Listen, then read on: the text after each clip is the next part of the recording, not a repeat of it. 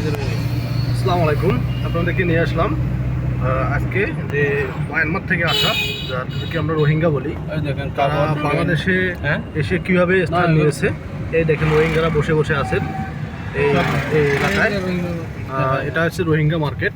এখানে রোহিঙ্গারা আশেপাশে থাকেন এবং এই বাজারে কেনাকাটা বিভিন্ন ধরনের চলাফেরা করে থাকেন।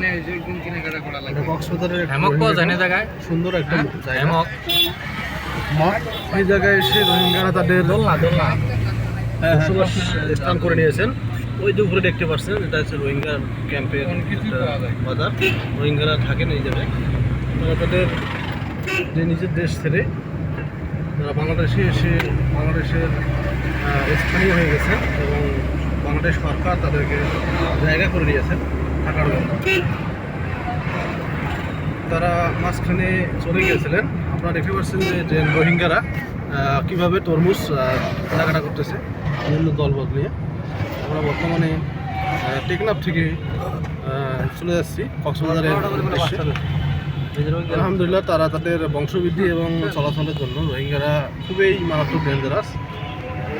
তারা 10 বছরেই 5 লাখের মধ্যে 15 লাখ হয়ে গেছেন জন্মস্থানীয়। আজকে আপনাদেরকে বলতে চাচ্ছি যে কীভাবে আসলে এবং যেতে চাচ্ছে না কেন। তারা এসেছে বিভিন্ন নাপ নদী দিয়ে, টেকনাফ এবং মায়ানমারের যে মধ্যবর্তী সীমানা, তারা নাপ নদী দিয়ে এসেছেন। বাংলাদেশে এসে তারা ঢুকেছেন এবং কেউ কেউ বলতেছেন যে গাড়িতে করে রাতের অন্ধকারে এবং দিন দুপুরে চালাকি অথবা বিভিন্ন কৌশল অবলম্বন করে তারা তাদের এই দেশে ঢুকছেন।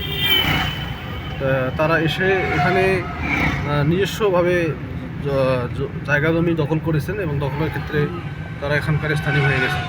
ঠিক আছে, আরও জানতে পারবেন। সামনে একটা ছোট্ট একটা বাজার আছে, আপনি একটু কথা বলে রোহিঙ্গা সম্পর্কে আপনাদেরকে আমি বিস্তারিত জানাবো। ভালো থাকবেন, সুস্থ থাকবেন। আল্লাহ হাফেজ।